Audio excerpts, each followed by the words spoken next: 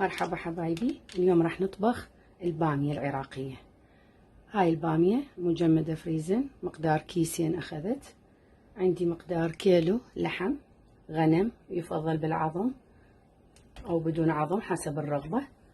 معجون مقدار 8 ملاعق أكل، هيجي حجم. مي لحم إن وجد، وإذا ماكو مكعب ماجي.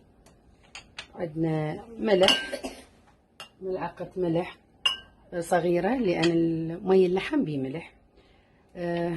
مقدار راس ثوم، نصه مبروش ونصه مشرح. نص ليمونة معصورة، عصير نص ليمون.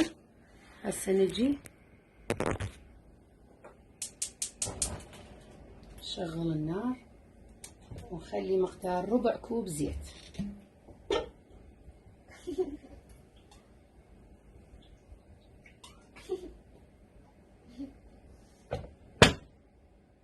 إلى أن يحتر الزيت. نخلي اللحم.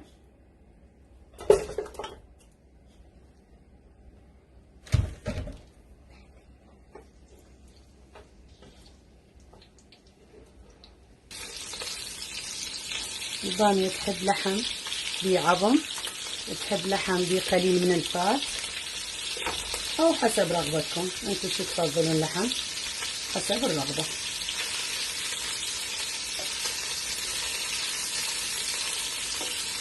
قامت الصلاة قد قامت الصلاة، الله أكبر الله أكبر. نخلي البامية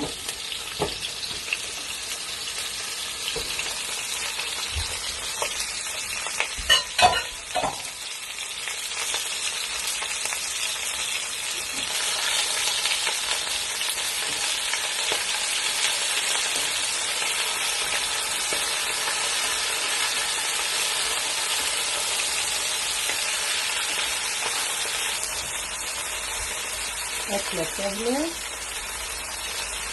وبسيطة، ما بيها كل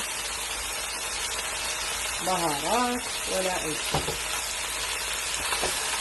أهم شي بالمرقة هاي الخطوة، إن هي تتقلب شوية، تاخذ قلب. نقدر نضرب هذا الثوم المبروش،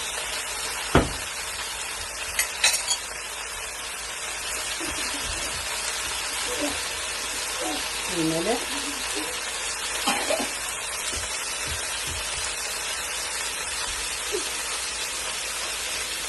بس نخليه معجون طماطم. وانا في ناس يحبوها خفيفة على مود يسوون مثل الدونية، تشريب لحم وبامية. انا احبها تخينة.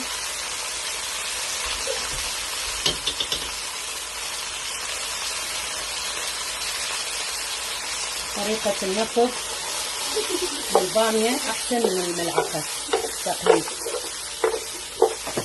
بالنفض البامية ما تتفلش بالايد، بس بالملعقة تتفلش. طبعا هاي تنزل بعدين، هسه بس نضيف لها المي اللحم راح تفتح.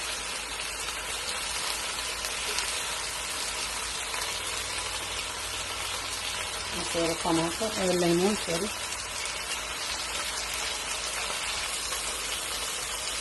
هسه نخلي مي اللحم.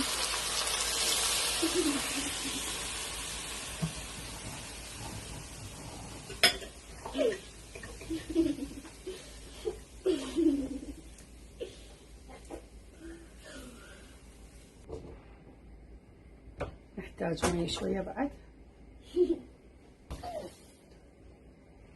مي عادي.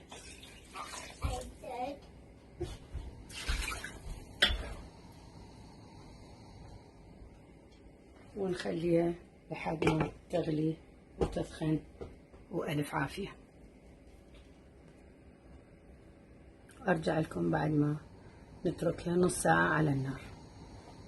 رجعنا بعد نص ساعة وهذا شكلها صارت. طبعا نصيت النار عليها. مي خلينا لها مقدار 4 قلاصات، كاسة كبيرة. لحم كان مقدار 3 قلاصات يمكن، ومي ضفت لها، وهذا شكلها النهائي، وألف عافية.